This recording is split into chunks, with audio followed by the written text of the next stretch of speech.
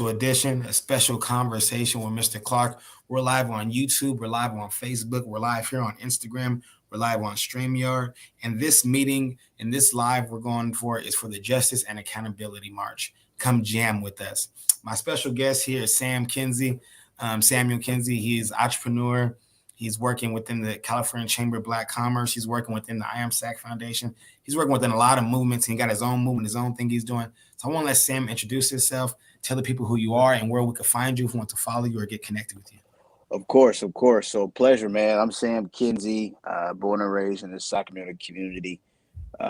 You can reach me. You can reach me at skinsey83@gmail.com. Also, Kinsey Leadership Academy at gmail.com. I run two businesses, the Kinsey Wealth Frontier. We teach people how to be financial literate on the foreign exchange market. And then I also run the Kinsey Business Academy. We help small businesses grow and entrepreneurs develop their small business as well. And I have my 9 to 5 is at the California Black Chamber of Commerce. I'm the outreach coordinator. So I help push the chamber to new heights locally and statewide. We're here in Sacramento. So if you ever have any small business needs, financial investing needs, I'm that guy to go to, or a lot of people to go to, but I have my hand in it. So that's a nutshell in me. Yes, sir. Yes, sir. Thank you for the introduction, brother. Now we're working on this thing, the Justice and Accountability March. We're planning it, we're organizing this, we're mobilizing, we're strategizing, and we're trying to centralize and get the people to come and join us and weaponize to make this thing happen, an actionable item when it comes to not only preventing the Stephans and Oscar Grants and George Floyds from ever happening again, but to also inform and educate on policy and legislative change. Sam, on that level, on that front, when it comes to this planning of this Justice and Accountability March, can you fill the people in on where we are and what we need help with, please? Of course, of course. So as of right now, we've been meeting for a couple of weeks now. We know that the march will starting at the Capitol and end at Cesar Chavez Park. So in order to do that, we have to get permission from the city, and of course, we have to create funding for it. So the city of Sacramento has something called the Special Event Grant, which is a grant that they write or give access to people who have events like this. They write a grant where you can apply and have the funding all toward that event. But in order to do that, we have to do a special event permit with the city, and that will give us a list of prices for the march. So that's currently what we're on. We have a Zoom call at 3 o'clock to go over all that information, but in order to move forward, we have to get permission from the city, or at least get their positive support. So that's where we're at right now with the logistics. Yes, sir. Thank you for that, brother.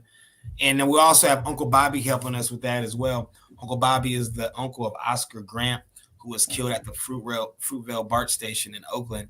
And he has decided to come on this planning and committee with us to help organize the families, because the goal, the mission was just to get a march organized by the families on a united front. Over 870 people have died already by the hands of law enforcement in the year 2021. Black people, we're supposed to be, they say we're 13% of the population, but yet if you look at the numbers, we're 28% of those killed by law enforcement. For a matter of fact, there's only been 10 days in the year 2021 where police have not killed somebody. So I think this is a conversation that needs to be back at the forefront to let the people know that this is a movement and not a moment. And this march isn't just for the families that have been affected. This is also for the Stop the Asian Hate. This is also standing in solidarity with our LGBTQ communities and standing against the communities that have been oppressed and hit hardest, even during this COVID pandemic. Anything else you want to elaborate on that when it comes to who we're reaching out for in this march? Big area. This march has the implications to be major. It's the first really done in this area of its kind. You're talking about a march that's going to start at the Capitol and go all the way 10th Street to Cesar Chavez Park. And not only that, we're advocating, like you said, we're advocating for not only justice, but we're advocating for the right for the city, the people of the city of Sacramento to always have access to their needs, right? Mm-hmm. As you know, the city has also went through COVID, and COVID has hit Sacramento very hard. Yes, so sir. This will not only address the justice and accountability of the city, will also will also reach areas that need to be addressed for for our residents, and that is financial literacy. Yes, sir. That is, that is being able to reach the city during time of need. So this march is going to be big on more than any levels that Sacramento has ever experienced, and we're excited about it. I'm excited as well. And we've reached out. We got confirmations already from some special high-profile guests. Sean King has decided to come out to Sacramento. I don't think he's ever been here and did nothing publicly in that. I don't think I've ever seen him out here. I heard Sean King out here. Otherwise, I'd be out front row seat. Yes. Sean King, we got Benjamin Crump, a lot of the members of the movement that have been supporting us since day one. But we're also trying to get new faces out here to really let people know this is a movement and not a moment. There's so many different things happening in California. We believe, Gavin Newsom told me this, that when California sneezes, the rest of America catches a cold. So hopefully, that people see this Stephon Clark law that has happened, that has passed, and they want to fight harder to make sure that the George Floyd Policing Act is passed on a higher level and with the teeth in it, not without the teeth, but with the teeth in it. Because I know a lot of people's complaints where there's no teeth in it. Yeah. So Sean King will be here. Ben Crump will be here. Al Sharpton, we're waiting for that confirmation, but most likely he'll be there. We're reaching for Tamika Mallory, a lot of special guests within the movement, that'll be standing in solidarity with us. And I've always said that solidarity without organization is useless. And that's why I'm doing this live, because I need your help. I need the people's help. Everybody watching on Instagram, Facebook, YouTube, StreamYard, everybody watching.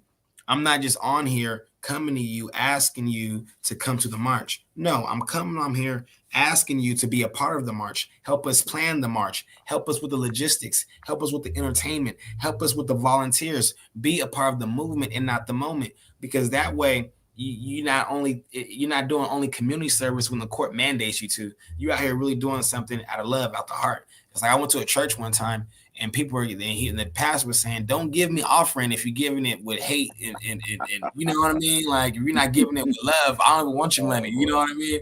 So I think we need to do it with love, and if we're doing it with love, then we can get a lovely response, and hopefully do this annually. The goal is to prevent Stephons from ever happening again. There's no reason. This march is for accountability and justice on not some levels and all levels.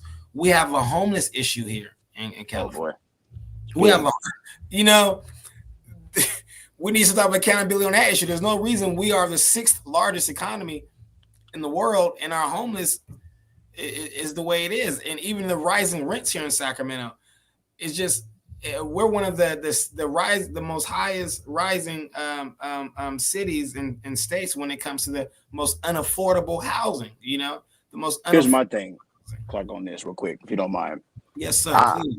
I'm a firm believer if housing rates and things are going to rise, right, then we as leaders have to inform our people the ins and outs of financial literacy. Mm. We have to teach them the value of making money while they're asleep. It's not about money, don't get me wrong, but it's about staying afloat. And now in 2021, in order to stay afloat, you have to have a flowable income. You have to. Yeah. You have to. That's the only way that's going to happen. Mm-hmm. A prime example of that is with you can see the market starting to shift as far as Elon Musk went on social media yesterday and said, maybe I need to sell part of my Tesla stock. Mm. Well, those are tips right there that our people should be looking at, because that's a tip right there that the Tesla stock is about to be in buy mode, man.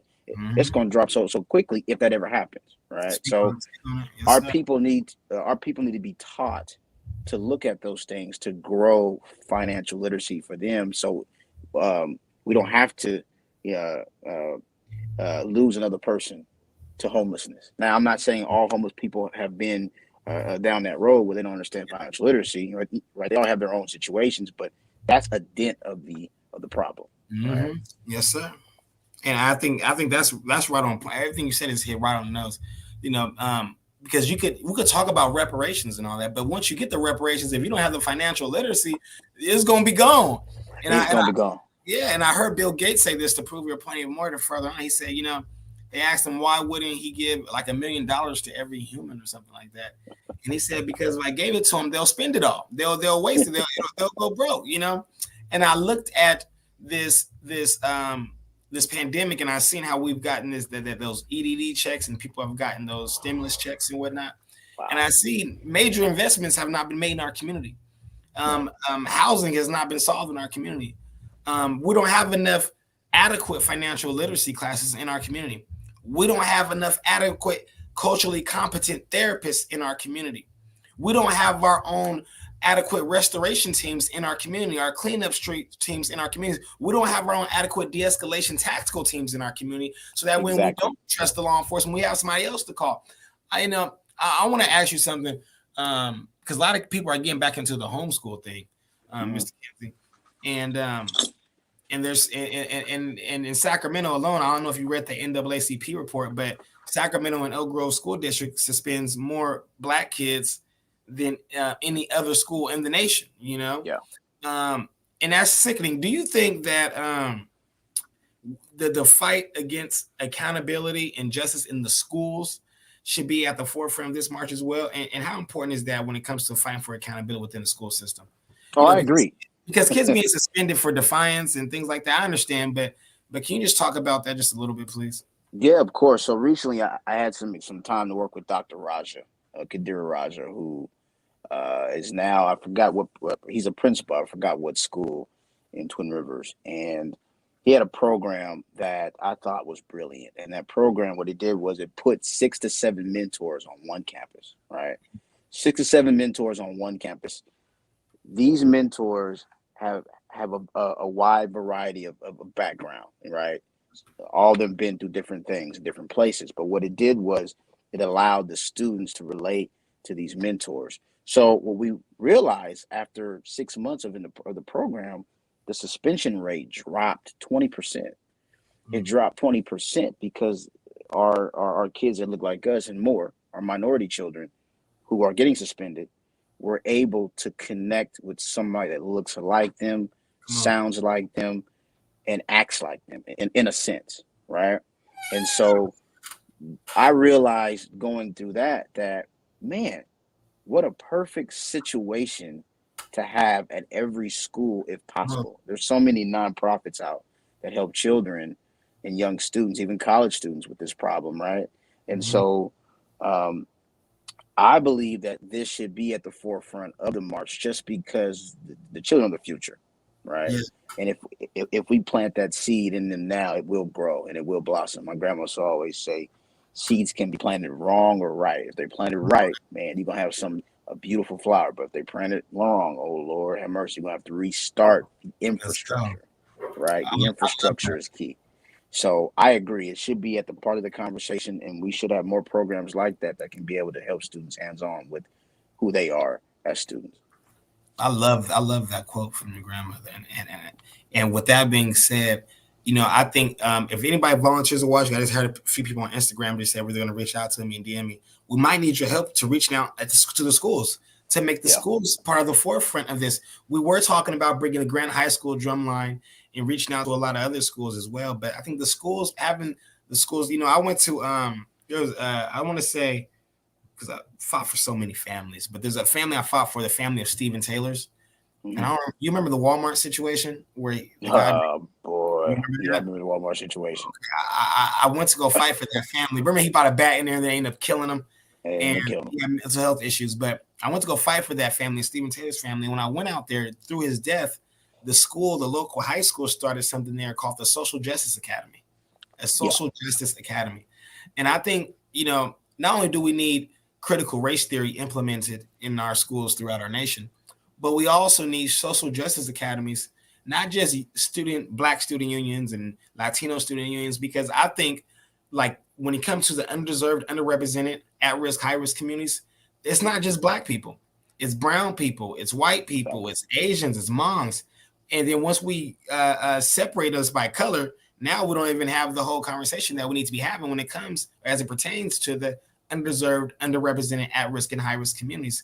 And I think that's where a lot of our fight kind of gets missed. More Mexican people die by police brutality than anybody. Black people are not the highest rates of those being killed by police. It may look like that, but it's actually Mexican people. So can you talk about a little about the importance of uniting this fight and how this isn't more of a color thing, but it is just a people thing, a love thing, a right versus wrong? It's a moral issue. Yes, right? Yes. As you know, I'm a big JFK fan. And JFK, when he gave his speech, I want to say 3 months before he passed, when he said he was going to have ask Congress to act on allowing, I forgot what bill it was, but allowing his pivotal speech, allowing African Americans to have access to public restrooms and restaurants, things of that nature. It's a moral issue. And I think in order to correct a moral issue, you have to, people in power have to actually experience what they don't see, right? And I think anybody that has access to make law and pen to paper, they need to be in the trenches and see it. And so I think that as minorities, in order to push the rock up the hill, we have to join the conversation and start talking about us as one and not as just African Americans or Latinos or any other race. We have to start including all races in our fight. A prime example would be 95% of small businesses are micro small businesses, meaning they're sole proprietors, right? There are a lot of grant opportunity. There are a lot of opportunities for small businesses, but where are our Black small businesses? They're micro. They're not small. They're micro. I mean, they have 5 employees or less.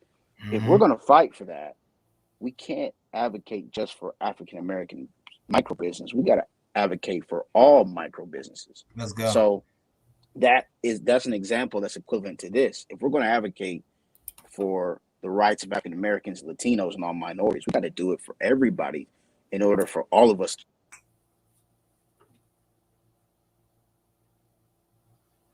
I think you went out, Sam. Can you hear me? Okay. Yeah, I hear you. Can you hear me? Yes, sir. Yes, sir. Yes, sir. Highly important in that regard. You hit on so many good points. The comment section is going crazy right now. Deborah right now, she said, a lot of these problems start at home, the foundation. Yeah. Could you respond to that, please, Sam? Deborah, I was raised by my grandmother, my great grandmother. She was an only parent. I had my auntie in the household as well, 3728 Clay Street. And so I have a daughter on the way. And so how I'm going to raise my daughter is I'm going to allow her to make decisions on her own while I'm watching. And I think that's the problem with our households. We don't allow our young people, our youth, to make decisions on their own and learn while we're watching and hovering over. A prime example would be I was 13, 14 years old, and I'm thinking I know it all and I'm the stuff. And so I went out and tried to apply for a job. And my grandma was telling me, you're not old enough. I'm like, man, I can find a job. Come on now. Couldn't find one, right? I'm not old enough. Thank you, Deborah. I'm not old enough. So I had to learn it on my own. I had to experience that, right? And so I think that's the foundation. The foundation that grandma put in me is I'm going to teach you something, but I want you to go do it on your own and learn the experience. So I think learning on the fly, learning on the go is the best foundation to start with. And my daughter will have that going forward. So, Deborah, great question. Right. Thank you for that, Deborah. And thank you for that answer, Sam. As we're getting, Amy says, we got another response says generational neglect is to blame as well. Okay. Another Sunny Bland, game time salute to you guys. Okay. Thank you guys for all the support and all the comments. No questions. There's a lot of comments. So we appreciate the comments. If you guys want to be involved with what we're doing now, because our meeting is the next 30 minutes, so I got to go get ready. Shout out to everybody watching on Instagram. If you guys want to get involved, you guys can come to Stefan's house. We're here every Monday, 3 p.m. Sam, I'm trying to talk Sam into doing financial literacy program. I'm gonna do it. I'm gonna do it. It may not be 3 o'clock, but it gives me extra 5. I'm gonna do it. Sure. Oh yeah. Come on. Yeah. So we need y'all help, so that way we can make sure we're continuously doing things like this. So please, if you have any questions on how to join, how to be a part of this, send me a direct message on my Facebook or my Instagram, or you can email me at iamsacfoundation@gmail.com. That is the best way to get to me. Become a member of the movement, not the moment. And then if you don't know the email, I'm going to put it there at the bottom so you guys could see it. But please email I Am SAC Foundation and sign up because that's very important to us. Sam, what's your email real quick so I could let My email is long, so what's it's the best way to contact you? Kinsey Leadership Academy at gmail.com. You can contact me on Instagram. My Instagram name is Financial Literacy Mentor. You can hit me up in my DMs anytime, any questions you have. I'm here at the chamber as well, which is 916-467-8878. If you need anything as far as small business needs or need anything as far as understanding what's going on in Sacramento, but also statewide information as well too. The chamber is a resource. We are here for that. So yeah, please hit me up. I'm free. And Sonny Bland says he has a way to get you funded for your workshop. So, so do I. I got plenty of ways. So Sonny will definitely will be contact. Yeah. Definitely have to contact. Yes. So thank you for that, Sonny. Kinsey Leadership Academy at gmail.com. Please contact this brother, and so that way we can get all the help and support we need. Sonny, if you're serious about that funding, send me that DM. Yeah. Just so that way we can get Sam that money, so that way he can help us get some money. Let me add this and say that add to what you said. We do need help, and when I say help, we need people that are willing to be boots on the ground, willing to knock out any task, or how can I put it? Any task. So if you're going to help us, just know you're going to learn how to get things done and also understand how to get things done. So please understand that, please. Yes, you're going to learn and understand, and that's what's so good. You could Sonny, serious. Yeah, good. I know. Let me screenshot that, Sonny. Hold on. Let me get that. Let me know you got it. I got it. Okay. That's love, right? Man. You know, JoJo says she loves you too. I don't know if you've seen that message. Said I love you. Thank you, JoJo. And yeah, Sam is loved in the North. A lot of these people are in the North areas. They know Sam, and a lot of the city of Sacramento knows him as well because of the work that he's been doing. So just throughout, even before I was even in the forefront, Sam has been out here doing things. That's why I love this brother unconditionally. You know, add to that, you know what's good about it, Clark, about being in North Sac is when you do the work, and you know we're not all perfect, and you make mistakes. Yes, sir. They hold you accountable for them. Come on, speak on it. And so you gotta speak on them. And so my mistakes, I've speaked on them. So I love North Sac. I love North Sac small businesses. I've always been a small business guy since I was a kid. So Little Joe's is back out there. Man, I'm so happy. I seen a picture today that Mayor Steinberg posted on Facebook. Yeah. Okay. I didn't see it. Okay. Yeah, I'm so happy, and I'm so happy that Loli is there too. Yes. You know, recognizing Lil Joe's because I'm 25, man, going to Del Paso Heights. Lil Joe's and Sammy is all you went to. That's love. That's so much love. And we gotta stop by there together, have a meeting. At least stop by. Me and you should stop by there. That'd be nice. We could. Yeah, we definitely should. We definitely should over the weekend. Definitely. Okay. And then I got one more comment for you before you leave. I have another person. Right there. Sonny Bland. Send you another Mr. Green for funding. Got you, Mr. Bland. I'll hit you up at the end of the day. Okay, so we just got Mr. Green. So yeah, Mr. Bland, we're gonna be hitting you up. Thank you all for joining this special conversation with Mr. Clark, my special guest, Sam Kinsey. My final thought of this conversation before we leave, is the SAC 6. Let me give you guys SAC 6. You know, bridge the gap between law enforcement at-risk communities, inform and educate on policy and legislative change, provide resources and healing spaces for those in our communities, commemorate the life and ongoing legacy of my dear brother, Stephon Clark, in a positive light so that his name may live on for generations after you and I have left this earth. Receive recommendations from you, the people, because I don't have all the answers on how to prevent Stephon's from ever happening again. And our golden rule, our golden gospel, spread the gospel of love. John 15:12 says, love each other as I have loved you. That is my greatest commandment. If you skip down to John 15:18, he says, if the world hates you, know they hated me long before they ever hated you. So our golden rule, our golden gospel, spread the gospel of love. Everybody love everybody. That's my story, and I'm sticking to it, and that is my final thought. Sam Kinsey, final thoughts, brother? Yes, sir. My final thoughts is if you want to retire at a young age, or even soon or in the future, please consider to understand financial literacy. Financial literacy is the key to wealth. It's the key to being your own boss, your own entrepreneur. And now in 2021, the way the paradigm is shifting in the market and the way the value of a dollar is changing, this is going to be really the only way to stay above float. And I think in 10 years, I think in 5 to 10 years, you're going to see cryptocurrency, Bitcoin, all these other coins be the major currency in the U.S. I believe so. I'm not the expert, but I do study. So please understand financial literacy, big time. That's part. Everybody love everybody. Thank you for that final word. Tiff, I see your message. We're gonna help us support everybody we can, but you guys have to send them through direct messages. Don't send them on the conversation because I can't help you during the conversation. So I'm on Facebook too. Kinsey as well. It's Samuel Kinsey on Facebook as well. Mm-hmm. So please, you guys, make sure you add and follow and support Samuel Kinsey. And let's get in this movement together because this is a movement, not a moment. We need your help. So if you need my help, help me help you. God damn it. Let's help each other. Here. You know what I mean? Same here. Yes. Thank you, Brother Sam. I'm going to see you at 3:00 on our Zoom. And I'll probably see you later on at Stefan's if we're still doing our meeting. Yes, but thank you much, brother. I appreciate the time, brother. God bless you. God bless you. All right now.